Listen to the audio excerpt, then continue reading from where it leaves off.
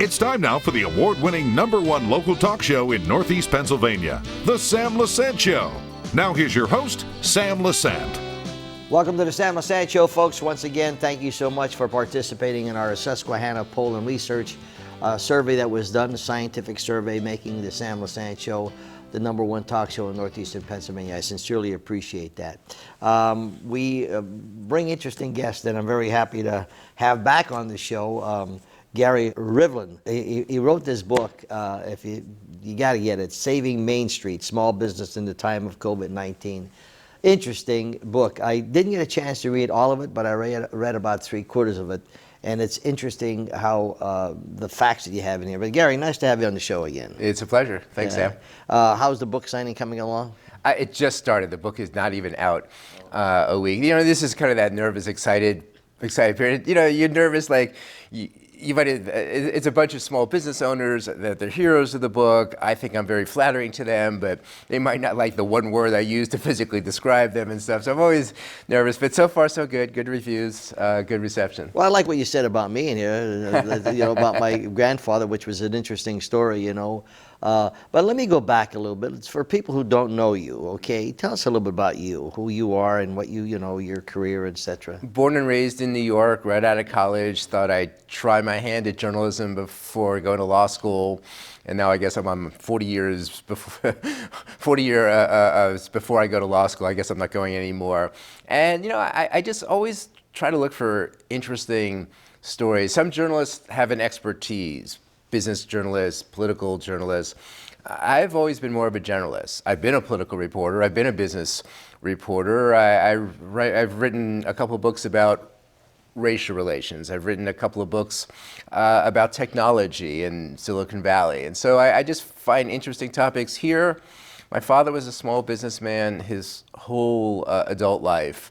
And I saw how hard it was. I saw, you know, what it takes to work. And then when COVID hit, I was imagining, God, with everything, every small business has stared down whatever it might be, chains, big box stores, the internet, globalization, and now this. Now COVID, you know, the government shutting down retail, imposing rules on restaurants. How would they ever survive this? So that's how the book kind of opens. And just getting to the book.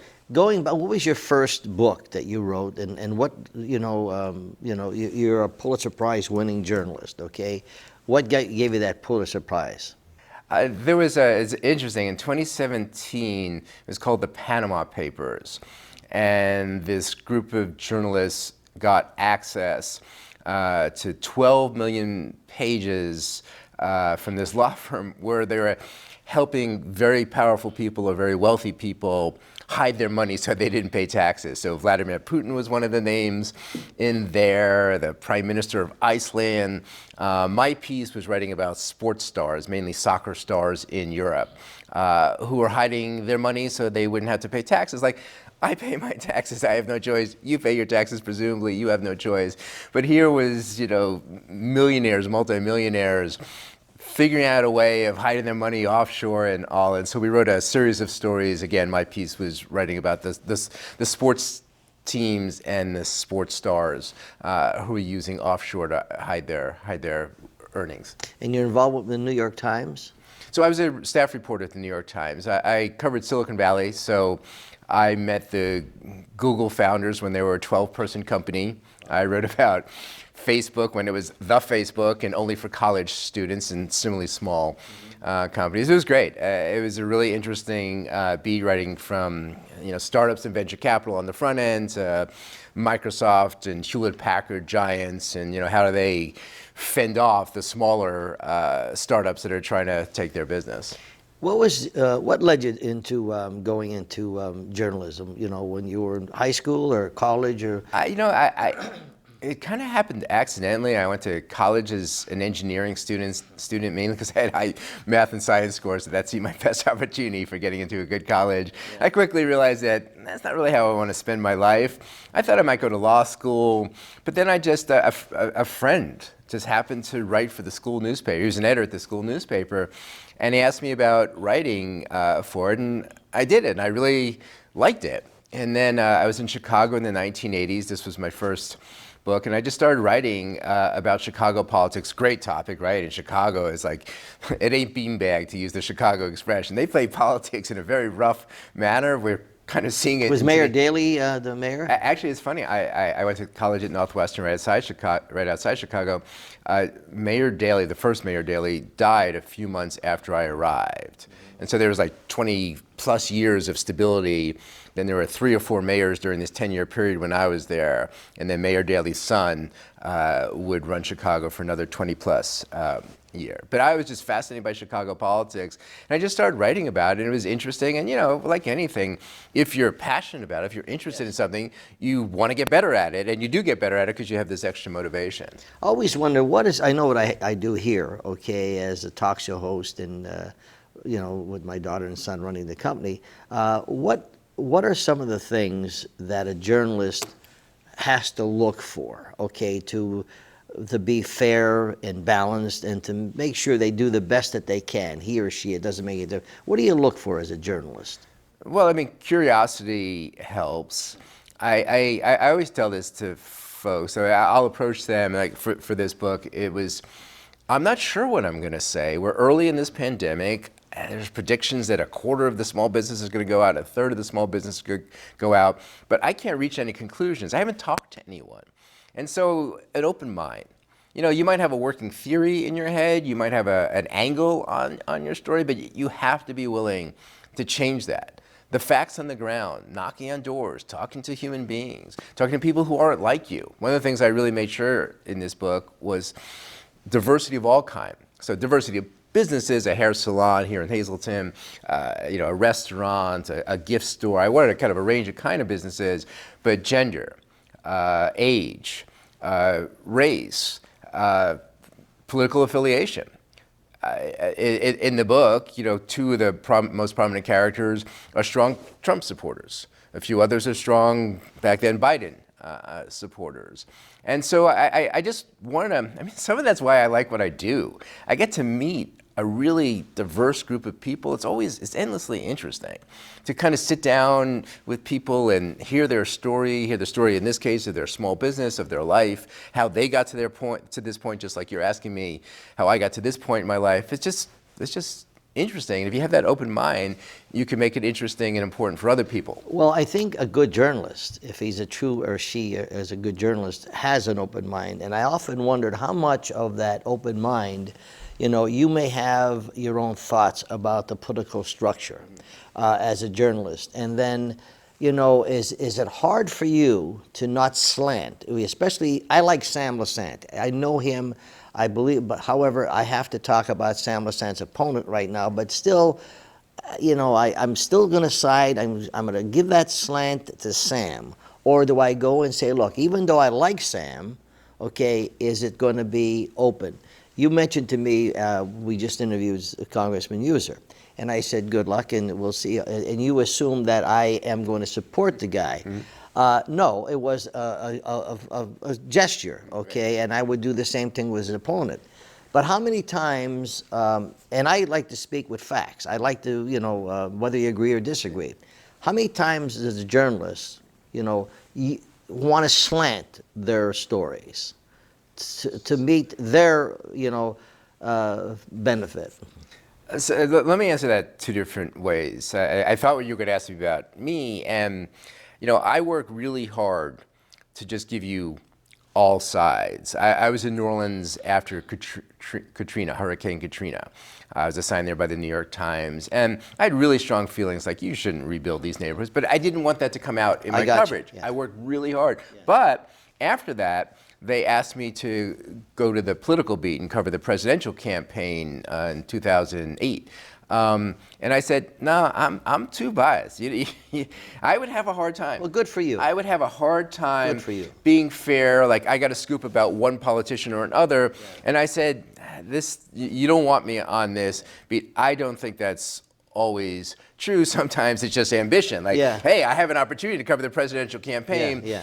It's not going to make a difference, to my personal feelings, or I'm going to pretend it doesn't make a difference, my personal feelings. But you're right. I do think a lot of journalists on all sides come in with their preconceived notions, with their prepackaged story, and they write that story no matter what they hear. The best journalists, I believe, are the ones that may come in with their prepackaged ideas. Of course, we all have ideas. This is what we, Sure. as a journalist, for a living, we're out in the world Yeah. and have political views. Yes, exactly. But you have to work hard to put those Yeah. aside. And Gary, that's what I respect about you, okay, is that you have to have that open mind. Reading this book, and I said I read about 3/4 of it, it's very fascinating because you hit and then you bring history in and you blend them together, and I think that is was very educational for me. I read some things in here that I could feel the pulse. I could feel thank you. what's happening in northeastern Pennsylvania. Folks, I'm talking to Gary Rivlin. Rivlin, you got it. Rivlin, okay. Pulitzer Prize winning journalist. Saving Main Street Small Business in the Time of COVID-19. When we come back, we'll talk about this book. It's interesting. It's well worth the investment. I'm telling you, it's a great book. We'll be back right after this.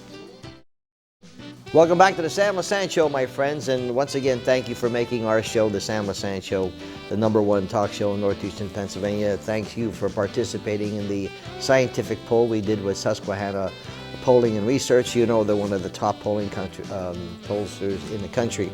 And I'm very happy to announce that the Pottsville Republican Herald is now a media partner with us, as well as the Standard Speaker in Hazleton. They've been on for a while. My friends, they cover the local news, they cover local events, as you know, important information that you should know. Speaking about important information, the book, Saving Main Street Small Business in the Time of COVID-19, Gary Rivlin is a Pulitzer Prize winning journalist, came in town 2 years ago and started doing research. Now, what motivated you to write this book? What did you find? What did you discover? What will we learn from it? It's the beginning of the pandemic. You're watching the media reports, and they're talking about 1/4 of all small businesses going under, 1/3 of small businesses, 40% of independent restaurants, and that seemed a crisis. And I just thought this would be an interesting thing to monitor. As I mentioned earlier, my dad was a small business owner his whole life, like almost everyone. I loved the small businesses in my life. I didn't want to imagine my life, with a large portion of them under. So I just took to the road. I'm in New York City. Seemed like I wanted someplace off the coast to look at. So I came here to northeastern Pennsylvania looking for businesses here in Hazleton, in the Scranton area, and in Taconic, because I wanted to kind of cover the rural piece. Two, just looking for small businesses that were hit hard by COVID. The governor shut down all retail, all non-life sustaining retail. Like, how would they survive those 2 or 3 months they were shut down? Restaurants were told you can't have indoor dining. And then it was 50% capacity, then 25% capacity, then closed down again. And I just wanted to follow small businesses dealing with that. I just wanted a range of small businesses just to kind of figure out how are they going about this. I honestly thought I was taking to the road to chronicle, I feared I was taking to the road to chronicle something really sad, the loss of something. But what I found, and maybe this is the answer why you should read it, is like, there's something about small business operators, their grit, their fortitude, their creativity. It was just amazing to watch these people who I might have thought they're doomed. I mean, how can they survive under these circumstances in this pandemic? The truth is there wasn't a great small business die-off. I followed very closely a dozen businesses, so I'm figuring, wow, are 3 or 4 of them going to go out of business? None of the dozen businesses I followed closely went out of business. I contacted around 60 small businesses. 1 went out of business, and that one was the Shop One here in Hazleton, which I approached only because I had read in the Standard Speaker that they're about to close, and I just wanted to cover that aspect to it. That between that special thing that small business, it's your life, it's your vision, it's your creation, it's your passion. The extent that folks would go to make sure it stayed open, and you don't hear this very often. Government kind of worked. Paycheck Protection Program (PPP) was ill-conceived. It was a mess. There was some corruption in it, but It's basically $1 trillion or so dollars. It saved us. Saved thousands. Oh, that's great. It saved tens of thousands of businesses around the country. I think hopefully next time we could do it better. But with that said, kind of government paired with that thing about small businesses meant that I didn't write a depressing book. I wrote what I hope is an uplifting book. Yeah, there's no question about that. What did you find? Because as I said, as I read the story, you throw in some history to which authenticates the story, okay, which I think was excellent. I enjoyed that. I enjoyed going back and reading about the coal industry, and then when you went to Tunkhannock, you talked to the restaurants and their past, and that I found very interesting. Yeah, I just thought the history was part of it. So, one side, there are three main towns at the center of this, or cities: Hazleton, Old Forge, and Tunkhannock. And for instance, once I decided on Hazleton, I just wanted to, I'm writing about small business. What was the small business community back in the day, in the heyday of coal, and just, recreating downtown Hazleton with a couple of grand hotels and department stores and clothing stores and shoe shops. Yes. But then once, coal declined, it was hard times. In the early 2000s, started 2000s, 70% of the shops on Broad Street were empty. And I just wanted to follow that. And part of it too, and in fact, in large part why I chose Hazleton, I like that people here fought back. That, okay, we're hit by coal, we're losing people, businesses are shuttering, but the chambers of commerce and, the various actors, the community got together and had been fighting. And so to me, it was, I'm the writer, I'm always looking for a little bit of drama. You made all this progress. Broad Street went from 70% vacancy to, 75% occupancy. A lot of the Latino businesses, they came and set up shops on Wyoming and Broad Street. And, the community was starting to come together and build something really great. And then COVID hits. And was it going to undo everything? So I really thought the larger context, even though I'm writing about small businesses taking on COVID, in a way, it's small businesses and their broader fight, taking on the internet, taking on, large corporations that are moving into their realm, jewelry, hardware, office supplies, whatever it may be. And also, there was just something that was just perfect about Hazleton, both at a city that was struggling, but a city that was fighting back and showing some progress. How did you decide to go to these three towns? I mean, what made you go into think, I'll go to Hazleton, I'll go to Old Forge, I'll go to Tunkhannock?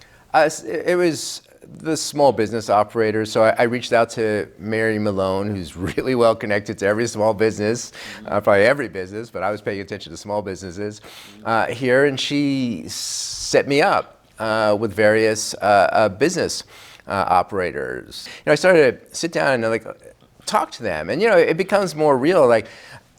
I like their stories. I thought, okay, Hazleton feels right. It was the diversity piece. It was kind of some Latino operators here, so it wouldn't just be Caucasian. I just wanted kind of a broad cross section of folks. And Hazleton just, I kind of fell in love with Hazleton. What was the main ingredient that you felt made them survive? Grit, fortitude, do anything to keep their businesses open. It's just that drive. You mentioned earlier, or we were talking earlier, I covered these startups in Silicon Valley. The only difference between these small business operators and the better known operators in Silicon Valley is the size of their ambition. Google wanted to become $1 billion company, but these businesses, they just wanted to be part of the community. They just wanted to survive. They want to, they have longtime employees. They care about them. They have customers, and it's their creation. And so there is a commitment that you see. You're crazy to go into small business. You look at there's a 50-50 chance you're going out of business at the 5-year mark, the 7-year mark, or 10-year mark. 70% of small businesses go out, but people keep starting them because there's a passion, there's a way where you're in control of your own destiny. I think because I grew up with it, I've always been fascinated by the independent, the rugged individualist who wants to do their own thing rather than having the safe job with the big corporation. That's fine that you do that, but the people who fascinate me are the ones who kind of the pioneers who do their own thing. Gary Rivlin, my friends, Pulitzer Prize winning journalist, is my guest. Get the book. And for those of you who've been in this area for a long time, you're going to appreciate what he has in the book. Well written. It's a great book. I'll be back right after this.